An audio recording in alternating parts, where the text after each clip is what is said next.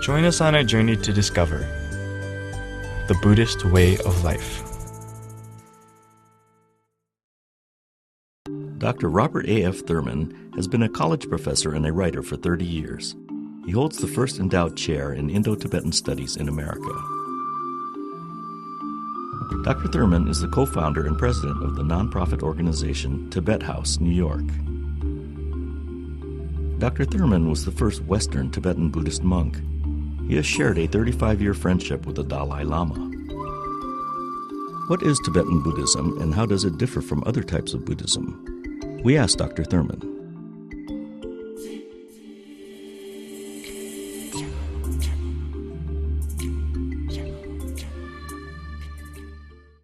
Tibetan Buddhism is not really properly thought of as something manufactured in Tibet.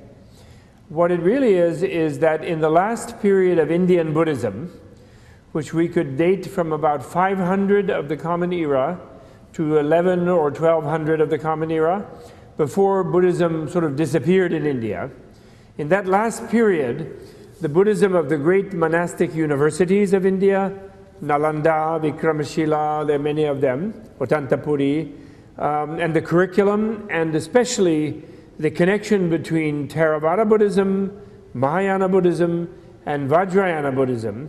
This was a kind of synthesis that was worked out in India in that last period.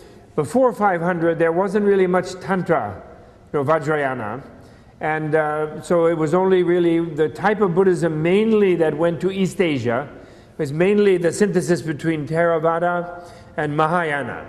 But the esoteric one, the Mikyo, was not really happening in India before 500, which is the time when a lot of Buddhism went toward China.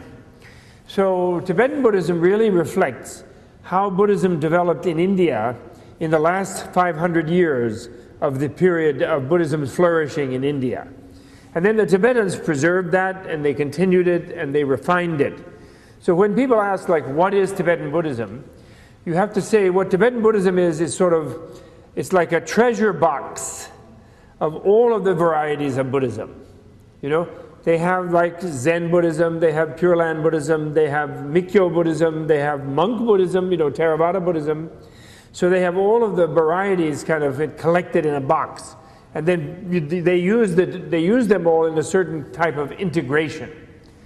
What is most, I would say, kind of fantastic or sort of superficially attractive about Tibetan Buddhism, perhaps, is the esoteric part, because it's so highly developed. In the Chinese Tripitaka, they have only like 1% of the Mikyo texts that there are, like, they have maybe 50, maybe 100 or 50 texts. And they have thousands of texts that from India, though, not just made in Tibet, but from India. They have thousands of texts in the Tibetan canon. So particularly, for example, in Japan, the Shingon school are the ones who are so interested in Tibetan Buddhism often, because that's Mikyo, and they realize there's a whole treasury of Mikyo that they have yet to learn about, which they have been learning from Koyasan Daigaku. They have been learning about that from Tibetan, and they have many scholars who learn the language and translate from Tibetan many texts. So that's the main thing about Tibetan Buddhism. And in a way, when Tibetan Buddhism came back out into the Western world or in the world, it was almost like a rediscovery of ancient Indian Buddhism, the sort of full-scale Buddhism, all the different dimensions available, which doesn't mean, of course, that Tibetans used it any better than anybody else. They may have not practiced that well this part or that part, it's just like individuals everywhere. But it means that it's like a library that collects all of that, like an archive, So that's sort of what Tibetan Buddhism really is. And otherwise, Tibetan Buddhism is like all Buddhism.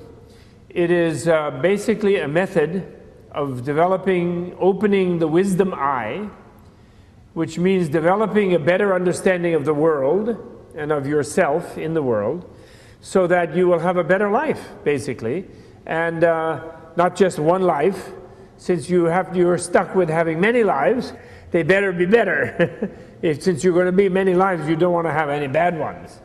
So all of Buddhism is a method of having a better life, and primarily not just by believing in Buddha, but by understanding the world better, by being educated by the Buddhist curriculum, method of education, to understand the world better. That's really the key.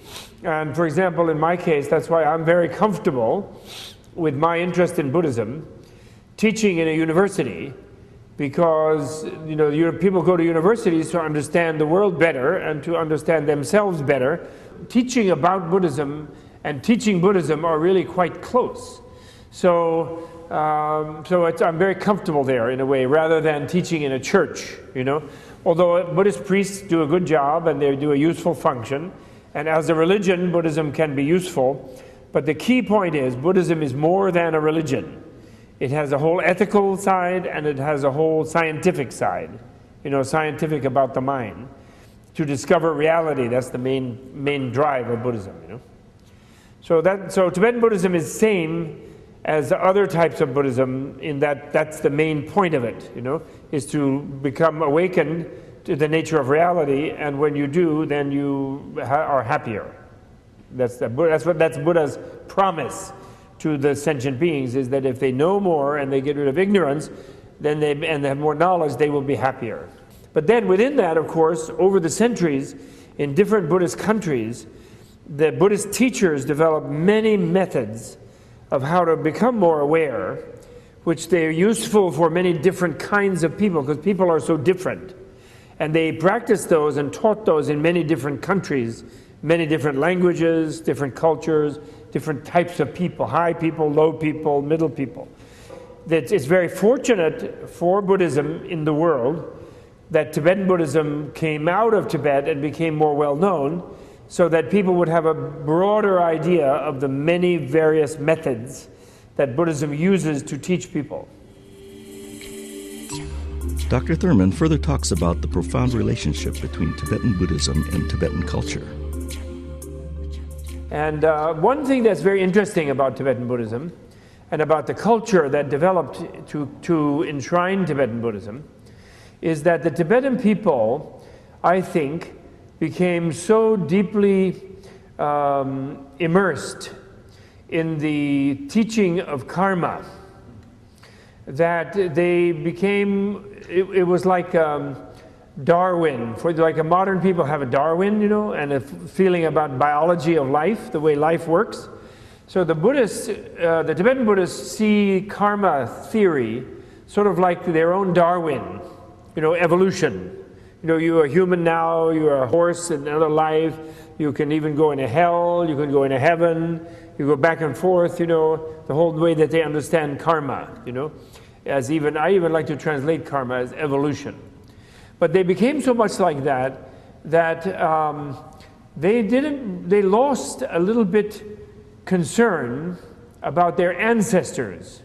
In Japan and especially China, there's a really big thing about ancestors, one's ancestors. But in Tibet, they didn't get so interested. Why?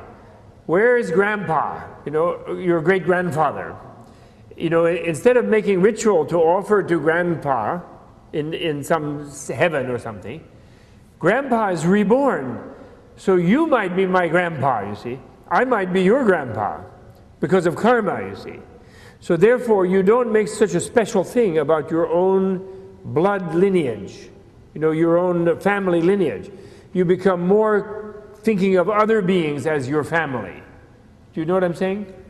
Because grandpa is not up there to receive the ancestor offering, because grandpa got reborn already and he's around here, you see. Maybe, you don't know, but you sort of end up where you diffuse over other beings the sense of special connection to your own family that human beings tend to have, where they think, oh, my ancestors, or my blood, my race, or my nation, something like that.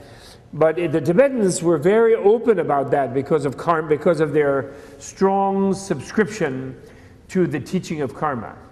And that's very unique, actually. And I think sometimes in America, some Protestant people in Massachusetts, they think about their ancestors something very special, and they think of themselves as very white, and they're very this and that. But Buddhism, the karma theory, erodes that type of family egotism. Do you know what I mean by family egotism? Like thinking my family is better than other family. So because members of my family are reborn in other family, you know, and in my previous life, I might have been in your family. I might have been your grandfather or grandmother. You never know. So then this makes you regard other beings a little more like family. The barrier between family and the stranger is a little bit weaker for the Tibetan people, which is a good result of Buddhist science, Buddhist biology of karma. Well, I think Buddha taught the idea of karma. Remember that when Buddha attained enlightenment under the Bodhi tree, before he attained the final vision of how the mind is contaminated and how the mind is liberated, he had a vision of all of his own previous lives. Remember, he remembered all his previous lives. And then he became aware of other beings, all of their previous lives, and also their different future possibilities. You know, he had those two different insights in all the traditional descriptions. And so that means he kind of, he had a Darwinian vision in a way, an evolutionary vision, because that meant he remembered himself when he was Siddhartha the dinosaur, Siddhartha the monkey, Siddhartha the crocodile, you know, Siddhartha in hell, Siddhartha as a deva, you know, in heaven. He remembered all of those lives, and he saw other beings as having had infinite numbers of previous lives. And so he found a kind of sense of biological connection of his body as a human being with all of his previous existences.